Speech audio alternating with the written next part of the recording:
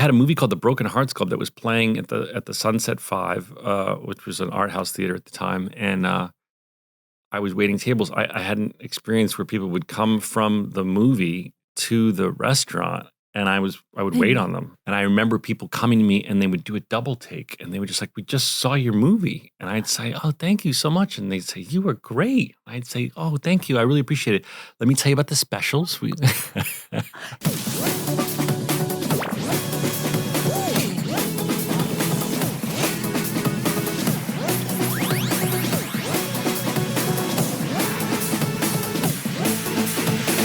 live in a complex and ever-changing world, a place that is maybe harder than ever to successfully navigate. The answer is surely to be brave, but it's also to seek and be open to guidance. Mentors are the one consistent through line in the lives of all accomplished people, myself included. So welcome to Mentor Buffet, a feast for those, like me, curious about who helped the most successful among us succeed. Zach Braff has been an actor his entire life.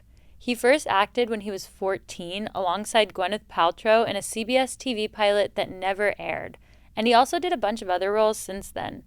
He auditioned a ton, he went to film school, he was really trying to make it work. In his early 20s, he followed a girl he loved to LA and kept trying to make it. I was broke, so I had that Nissan, and I had a job at the restaurant. And then his mentor, Bill Lawrence, entered the picture. Bill Lawrence, who created Scrubs and Ted Lasso and Cougar Town and Shrinking and Spin City. Bill is the first person who really gave Zach a big Hollywood chance. My journey began when I auditioned for the first time for Scrubs, which became a big hit and catapulted Zach into mainstream celebrity. Sometimes mentorship starts because somebody really believes in you.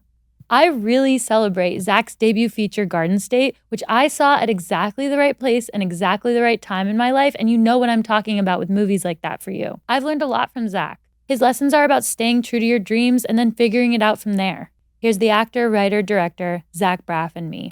I always say, only in Hollywood can you go see a movie and then have the star of the movie wait on you for dessert. And there were other times where I would have I remember going in and meeting with a potential manager, and I'm bragging about how my career is blowing up and how I'm up for this and I'm up for that. And I was in this, and just like you do, just hyping yourself up so that you seem so desirable. And then that night, the guy sat down at my table to be waited on with all his friends. And it was so humbling. And I actually really enjoyed being a waiter, even though it was very hard. But I often smile when I think of the camaraderie and the laughs we had, and the worst of tensions and the worst of stresses on a Friday night when you're in the weeds and you're just screwed. You have so many tables you can just shake your head and laugh. And I remember some of the biggest belly laughs I've ever had have been in that environment. That's awesome. But it was humbling in trying to present yourself as blowing up, and then but whatever, it was what I had to do. And it's not that you're not blowing up. It's just that everything takes longer than we think. I think because I'd been at it since I was a kid, I was getting a little bit. I knew that I would work in production. What I always say to aspiring actors or directors and the like is, there's a lot of wonderful artisan jobs in the industry that aren't being an actor, that aren't being a filmmaker, that aren't being a screenwriter. So you can pursue those and get trained in a bunch of the trades and be involved in production if that's what you like. I would have been a camera assistant. I would have been a camera operator. I would have been a first AD. I loved just the world of production. So I sort of knew in the back of my mind, I'm going to try as hard as I can in being the leader and being an actor who can, pay to live here. But and if that doesn't work out, I don't have to go be an orthodontist. I can still do. I can work in the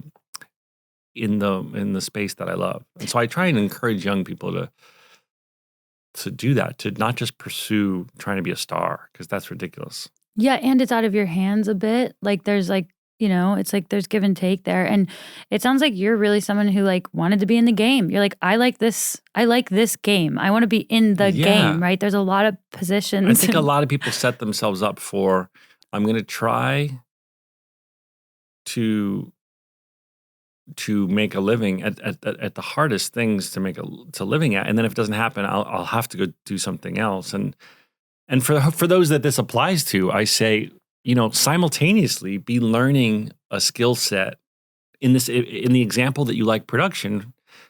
Learn a skill set on set that's something that you could do that isn't being an actor, that isn't being a writer director, because the odds of those happening and also being enough money for you to survive are slim. Yeah, I think that's very wise. I have no better way of saying what you said. Finally, tell me about Bill. The next chapter of my journey began when I auditioned for the first time for Scrubs. I had heard that they'd been looking a long time for this guy, and I went in and This guy, JD. it's just awesome that he's like they're looking for him. Yeah, I mean the lead of a show. I mean any character in a show, but when you're casting stuff, is now I've been on the other side of the table a bunch. It's like it's not. It's kind of intimidating. Will we find the guy? Because the show, 75% of making something good is casting it. Mm-hmm. It makes or breaks everything. And so if I think for them, the casting people and Bill Lawrence, who created Scrubs and Ted Lasso and Cougar Town and Shrinking and Spin City, they were kind of nervous. They couldn't really find the guy. And so I went in and the casting director, literally, it was such a click. It was such a fit. The casting director was like, "What are you doing later this afternoon? You have to meet Bill." I mean, he was so instantly excited about my read. And it was exciting for me because so many things that I was reading at that time, I really didn't find that funny. It was sort of, sitcom-y jokes that I tried my best to make funny, but I didn't. It was not something I would have watched. Whereas when I read Scrubs, I laughed so hard. It was so my sense of humor. It was subversive, and it was kind of racy, and it was the whole single camera fantasy aspect. It was pretty out of the box at the time, and I'll never forget that I just kept getting called back. I kept getting called back for more and more, and I got really superstitious, and I started wearing the same clothes every time. Oh, I do that. I wear the same socks when I race. I used to wear the same socks and not wash them. Yeah, I don't know if you have time to stop in a race and change them. But you don't wash them. That's gross. They're lucky socks. Okay. Yeah. Anyway, so Bill really believed in me. Bill was the first person to really give me a big shot as a lead, and I was completely unknown. I was waiting tables, and he just believed in me, and he really went to bat for me because there were people that were up for the part that were famous, that were on household names, and he really believed in me and campaigned for me. And then I got the part, and it was life changing, obviously. But then it continued. What the great thing about if you're an aspiring filmmaker and you're on a TV show, a single camera comedy, one thing that's wonderful is there's a different director every week. So it's like grad school for a filmmaker, because every single episode of Scrubs, a new filmmaker with a new style and a new modus operandi on set would come in, and I could learn from him or her and be like, "Ooh, I love the way they are doing that. Ooh, I'm not so crazy about the way they do that." And so I was just a sponge, and also too with the improvising and with comedy writing. Bill was so good at it.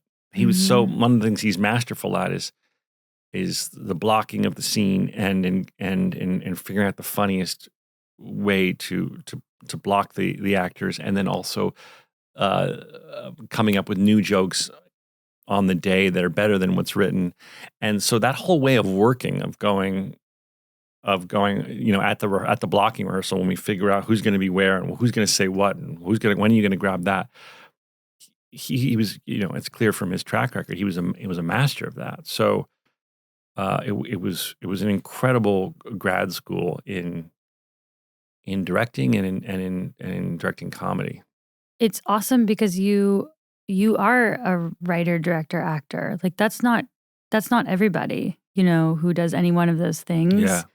Do you think that Bill is like, did he make you want to be doing that? Or did you always? It's funny. At first, he was very big brotherly to me in some ways. He was very supportive of me, but I think he was skeptical about my writing and directing aspects. I think also he just wanted me to be the star of his show and be great and be focused. But then I went and made Garden State. It was kind of like, in a funny way, an audition for Bill to show that I could make things. Well, that's very sweet. That's really, really sweet. I cut Garden State in my living room. We were saving money everywhere, so we set up the Avid, the computer system we cut movies on in my living room. I had just bought my first house, and there was no furniture in it. There was nothing in it except for the Avid computer terminal in my living room, and I think a couch and 2 chairs. And then I asked Bill to come watch it and give me notes. And he did. And that was really, really important because he gave me some major feedback. Can you tell me about it? I had an ending that was a bit shocking that's not in the film. It's an ending that I wrote that was a bit of a twist, a reveal that ultimately was really powerful, but it was kind of upsetting. I remember that Bill watched the movie and he said, "That is the most powerful scene in your movie, and it will never be in your movie." And he goes, "You can't see it yet, but I'm just going to plant that seed. This is an example of trying something on." And because your instincts, your instant response is like, "Are you out of your mind? Like, you think I'm going to cut that scene? Like, da da da da." But you try the coat on and you sit with it, and then ultimately he was right. You want to know what it is, don't you? I want to know what it is, and because I want to understand how he thinks, not because I'm he was right. So in short, without telling this too long for those of your listeners and viewers that know the movie Garden State, the mother character had drowned in the bathtub. She was a paraplegic, and she sort of mysteriously drowned in the bathtub. We, the audience, for the whole movie, assume it was an accident. We don't know really exactly what happened, and then the story becomes mostly about a love story about 2 people finding each other who really desperately need each other. And what I had written, because she had made lots of allusions to not wanting to live anymore, the mother, that she had attempted suicide and was a extreme depressive and really just didn't want to be alive anymore. I had written a scene that towards the end of the movie that's a flashback to the night that she drowned, and you hear her screaming in the water, and then Ian Holmes' character, the father, runs to go save her and then has an epiphany as he reaches the door frame in the bathroom, and he stops himself and he grips the side of the doorway, and he realizes how desperately his wife doesn't want to be alive anymore. And from his point of view, he loves her so much that he decides he's going to do what she wants and let her go. And he slowly backs up from the door frame and sits down on the bed and listens to her drown. And then after she stops screaming, he picks up the phone and calls 911.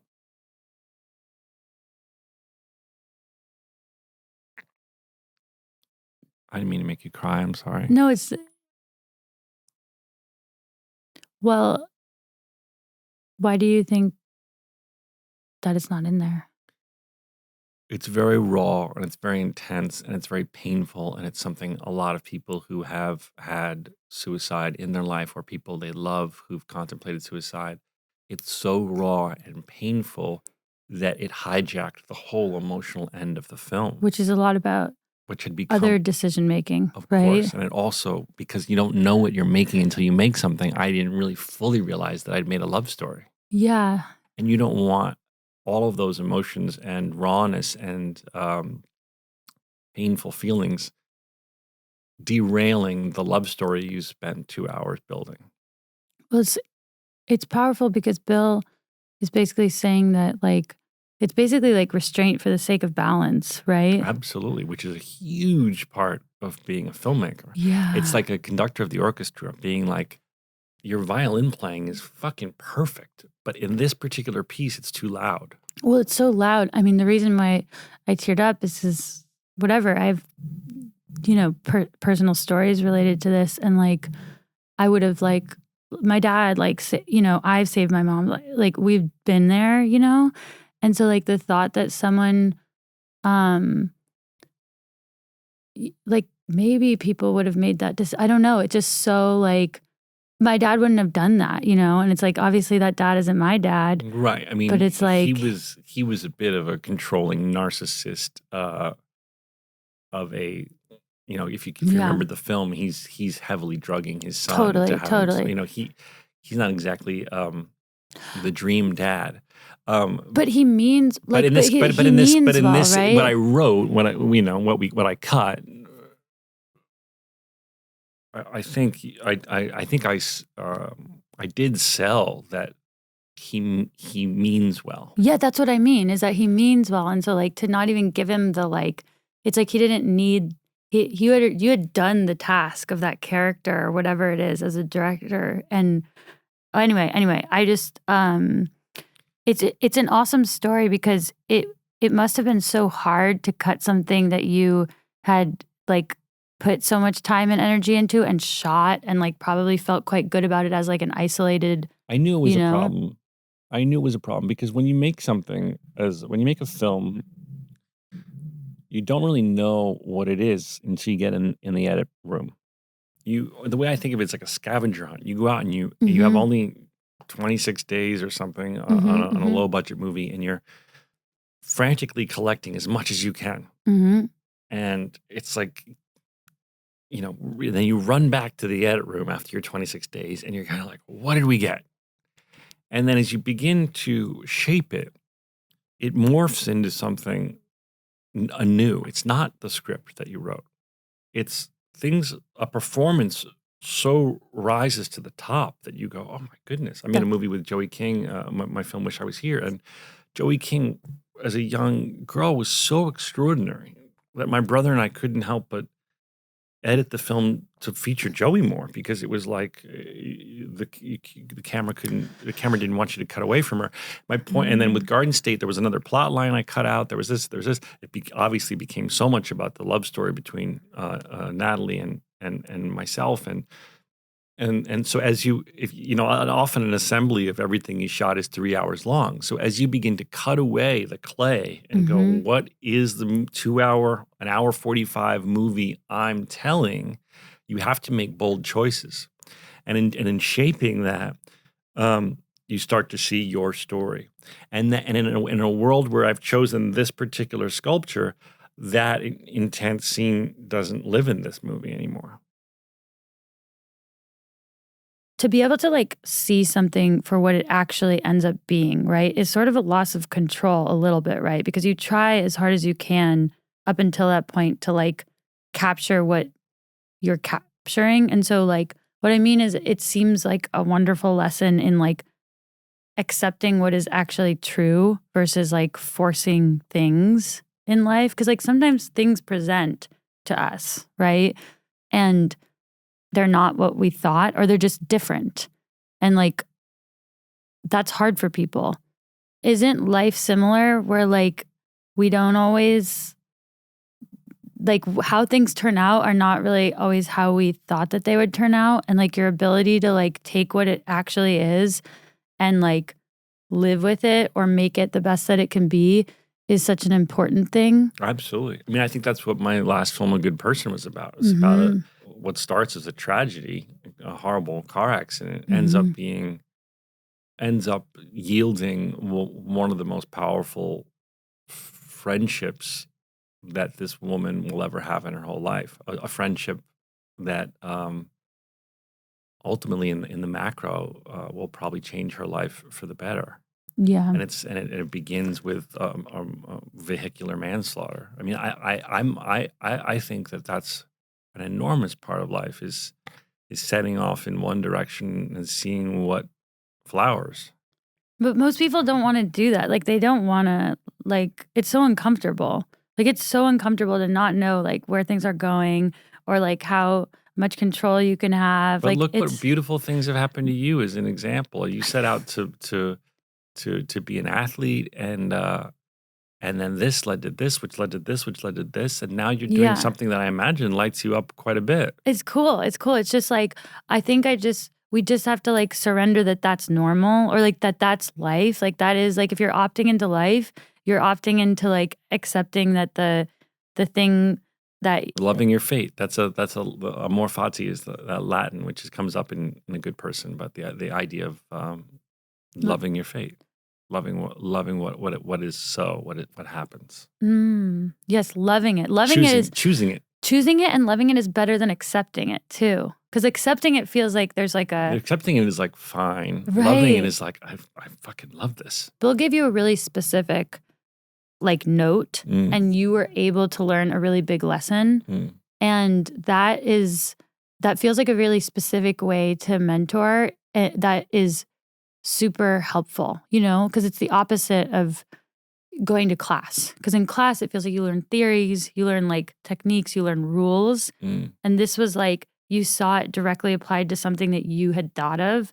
So it must have resonated more. And you must, I mean, those instructions resonate the most, right? Yes, and it continues. Well, that was a huge first example. But then as my career continued up until this day, I always show him, well, not only do I direct his show, Shrinking, but whenever I'm working on something, I bring it to him and be like, can I get your advice on this? What do you think? Whether it's a script, whether it's a commercial, whether it's a feature, because I trust his gut, and I want to know what he has to say. So the mentorship sort of continues. We both gotten really into sauna cold plunging because, of course, it's Los Angeles. Why wouldn't we? And so we have a lot of good mentorship sessions in the sauna.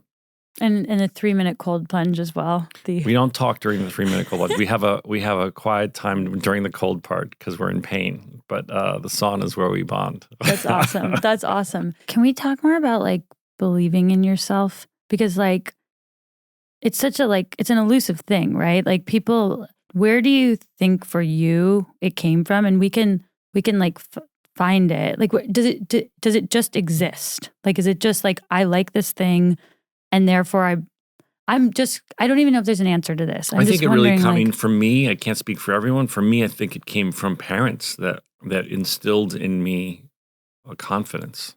How? I wasn't the typical kid. I had zero interest in sports, which going to public school in New Jersey, that was hard because that's where kids made friends. That was really the social circles. My parents went out of their way to find a community for me by finding a theater camp for me, because even at camp, summer camp, which was popular on the East Coast, they were all sort of sports themed. Yes, that's most camps, yeah. right? Did you go to camp? Not like East Coast kids did. No, I mean, I went to soccer camp. Like, I did that stuff, but it was like intense soccer camp. Yeah. So these were like, generic camps where you do lots of things. But my parents found a theater-based one called Stage Door Manor. And I went there, and it was like one of the most epiphanous moments of my whole life. How old are you? I must have been like 12. Mm-hmm. And it was like your props. It was like Alice in Wonderland. I was like, I had no idea that there was like a world of people like me. It was the first time in my life I really felt like I wasn't a weirdo. So maybe the belief is like part the like parental, it's part like upbringing and part exposure to like feeling like there's a world where you could belong. Exactly. I think that's good. I think it was parents being great parents saying, let's find community and acceptance for this child. And they didn't know that I would flourish in that world, by the way. They were just being great parents. They had no idea if I was good or not. They just wanted me to be not feel alone and sad, because I was a pretty anxious kid. And I think they saw how not only did I flourish there, but how I never wanted to leave. I felt like I was being pulled out of heaven when I had to leave. Right. Those summer camp, it's like any camp experience, but sounds like especially yours, it's like you never want it to end. No, also because I realized in hindsight, I was a very sensitive kid. I was very vulnerable, and there were role models, speaking of mentors, of men hmm who were that way, who were sensitive and affectionate and artists. I didn't have any of that in my real life. I had very sort of alpha jockey, tough guy men in my life. My father wasn't, but I mean in school and in my community. And so I think I saw this whole new way of being that actually, it's funny, it all ties to Scrubs, because I think the reason JD resonated with so many men was he was sort of bringing that to primetime ABC and NBC. And that was the first place I saw that it was kind of okay to be who I was. The moment that we see that it's okay to be who we are, we still have a choice to step fully into it or not. Like that, I think about often the metaphor or the science of a caterpillar becoming a butterfly. I love that. I heard you talk about that on Rich Roll, and I it's one of the reasons I wanted to meet you, because I loved that. And that they don't have a choice, but we do, right? So you choose to step forward and say that, like, okay, this new universe of people, the way that people carry themselves is like me, and I want to be around more and more people like that. And that's not a one-time choice. That's almost an everyday choice, I think. Well, that's interesting to me too. I think every morning it's like, I mean, not that I literally do this, although I probably should, but it's choosing all the time to be fully expressed and fully yourself, because we constantly want to retreat, in your analogy, back to the cocoon. Yeah, or back into like a protective personality that we put on to survive. Absolutely. I mean, I want to talk about Belle, I really do. But now that we're talking about like waking up and being whatever, like being the you. More than anything, that's the theme. I think that's been the most powerful tool is gratitude and appreciation of all the good things that are happening in my life. I think when you meditate on that as often as you can. I literally just set an alarm on my phone. I was talking to my therapist about how I do a morning meditation about focusing on my day and gratitude, and I do it when I get into bed at night. And he said, why not add a third one? Why not put an alarm on your phone in the middle of the day to remind yourself to take a couple moments and think about gratitude for whatever's been going on in your day thus far, which is never something I never thought I would do, but now you do it. To please my therapist, I started. Well, the middle of the day thing is cool, because the middle of the day is when we're like getting blown by the wind that isn't our own, right? Like when you wake up, like the thing disturbing you is like things ahead and like your dreams or something, and then before bed, I feel like in the middle of the day, you can make the most, you can pivot the most. And I never really heard about that in all the people I've heard talk about gratitude and meditation and the idea of stopping in the middle of the day and being like, okay, how's today going so far? What can you focus on positive that's happened? What do you have to be grateful for? I don't know. I don't know if I'm able to keep it up, but I'm trying. I wonder if your days feel longer too. Like if you break it up in the middle. Well, it's not very long. No, it's just a matter of taking a few minutes to be like, close your eyes and focus on how lucky you are to be alive and healthy, and that your body, to have a soul, to have a body, to be able to afford to eat, to have a house, to have a roof over your head, even the most simplest things, to have people in your life that love you.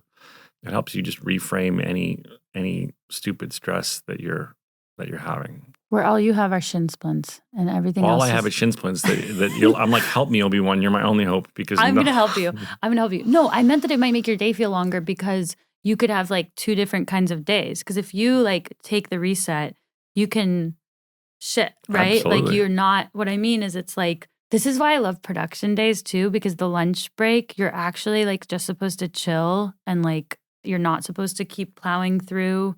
You know about changing your socks, right? No, tell me. I want to learn everything This from is you. very important because you're also very into socks. Because yes, I like socks. Who doesn't like a good pair of But socks? aren't you like into socks? Uh, Or maybe not in a way that we have should. sock partnerships. I have sock partnerships, but we don't want to lead all the readers into believing I'm into socks because that will lead them to believing that I'm into feet, which is not a path that we want to go down. She's not into feet. I think it was Sidney Lumet when he was asked, what's your best advice for directors? It was change your socks at lunch. And it's true. Why? Well, by the time 6 hours have rolled by, if you're a director, you've really sweat a lot and you're walking around in damp, gross socks. And there's something about at your lunch break, which is a half hour, an hour, depending on the production, of going somewhere. Hopefully you have at least a tiny 6x4 trailer cubby, if anything. But whatever you have, even if it's just a chair on the side of the road, there's something about changing to fresh socks, dry, clean, tight socks that feels like a reset. And when I read it, I was like, that's funny, but I'm going to try it just for the fun of it. And it really does something. Maybe it's psychosomatic, but it feels like, okay, new chapter. It's also invisible to everybody else. Like, I feel like if you came out with a new shirt or sweatshirt, it would be bizarre. It would be outward facing. Right. But the socks is for you. Nobody knows. And it's just you. And there's just something about, like, it gives a little psychosomatic newness to the second half of the day. That's the best director advice I can give you. It's helpful to me because it's an action I can do. Yeah. I have like so much trouble receiving advice where I'm like, I don't know what to do with that. If someone's like, believe that, like, I don't know, the stuff where I don't know how I can move forward and actually do it. Well, it's funny you're talking about mentors because that's about your show. And I jokingly, but not really jokingly, said to you that Rich Roll's a mentor of mine. I know. Because it's not that, Rich and I are friendly. We don't see each other that often, but I get so much mentorship from listening to his show. I learned so much about the type of person I want to be, and I find it very aspirational. And I'm sure I'm not alone. Otherwise, he wouldn't have the huge success he's had. So I feel like in a I don't know if you can call that mentorship. You can. I think mentorship should be able to be direct or indirect, because otherwise, like, if you can't absorb it like the sun, if you need to be touching it, that's so inaccessible. Like, you can't guarantee that you can be talking to the people who you look up to, but you can still pretend they're talking to you. Right. I like that. I didn't know if you were specifically focused on mentors who are physically in your life talking to your face. Definitely not. I mean, that's a dream, but you have to be able to, like, get what you need for yourself from the world around you, even if you can't, be in the room with them. Yeah. I've gotten a lot of help with that. A lot of positive changes in my life have come out of listening to podcasters who I feel are putting a lot of good positive energy out into the world. I was sober curious for a long time, and it was one of Rich's guests that kind of Rich sent me a specific podcast, and he's like, listen to this. And it really helped me change my entire relationship with alcohol because it was what I needed to hear so beautifully articulated. And there's so many examples of that where I hear something, and it's not something my therapist said, it's not something a friend said. It's Rich having the expert on this specific topic to articulate it in a very conversational, layman-friendly way, and it just it lands. You know what's interesting is one of the things that I remember as a 14-year-old most striking me about Garden State was your ability in that film to capture that there aren't words for everything. You are very selective about when you use dialogue and about how you use things besides dialogue to show how people feel, right? And at that age, like, we don't have all the words. We don't know all the words. We feel things that we don't know the words for yet. And it's so interesting to hear you talk about now, like, hearing words that, like, that click for you with these podcasts. Yeah. Do you think that the podcasts are affecting you because people find words for things that you don't have words for. Yes, I think that's true. I think that I have a feeling, and I think I feel alone in having that feeling. Yeah. And then very articulate people are saying, "Hey, you're not alone. Yeah. A lot of people are dealing with this." And interestingly, here's some information that you would never have known because you're not going to read the book. Yeah. You're not going to take the college class. Here's a very charming person to break it down in a conversational way, Yeah. which is really new to my world. And I know Mhm. podcasting in general is new to Earth, but I find it. I go on a hike, or I'm driving in my car, and this stuff really lands in powerful and in actionable ways for me. And I hear people, and I go, I want to live like that. I want to be that kind of person. Yeah. And it's fun to be interested in people, right? Like it's fun to be like, people have something to offer people. Yeah, there's a quote I heard once that was, if you want to be interesting, be interested. That's what I took one advertising class in grad school, and they said, be interesting and interested. That was like the thing. But what you said is better. I like the one I heard better. I like yours better, and I'm going to update mine. If you want to be interesting, be interested. Yeah, that's good. Because so many people, when you're talking to them, aren't listening. They're scanning. This happens all the time, I'm sure, to you, where you're talking to someone and you can feel that they're scanning your story for something that's happened in their life that's relevant, that they can then take over the conversation. And share.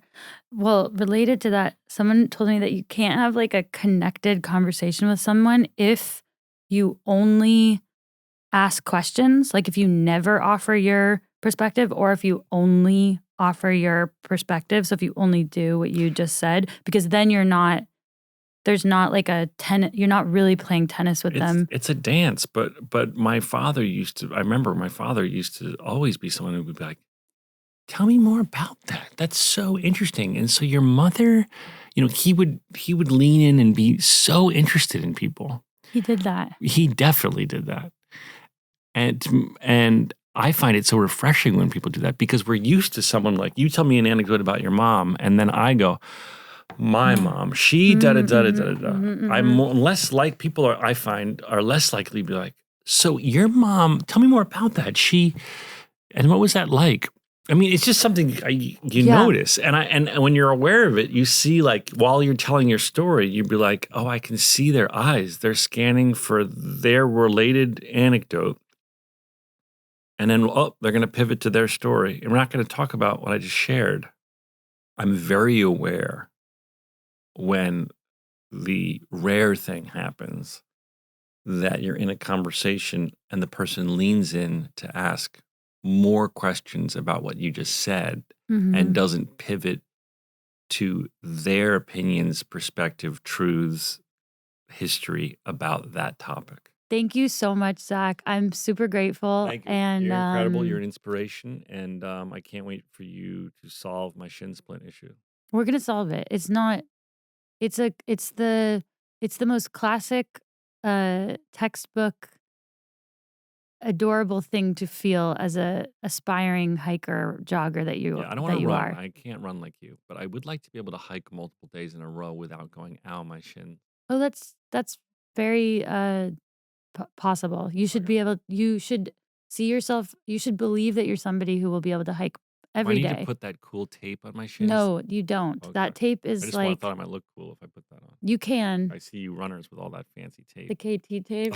This episode brought to you by. This episode's brought to you by KT tape. Cheers to Zach. Which I'm gonna put all over my shins, even if it's wrong. Oh my God, you're so honest and forthcoming, and thank you for helping me work through a few things. Because there's sometimes where I'm like, I see something in my brain, like, because I'll go from like story to you know what I mean, in my brain, and you're very patient with me. I think you're a natural. I think this was the best episode we've done so far. Yes, it was our best episode. It was our best episode. It was our best. Are we done? Yeah, we're done. All right.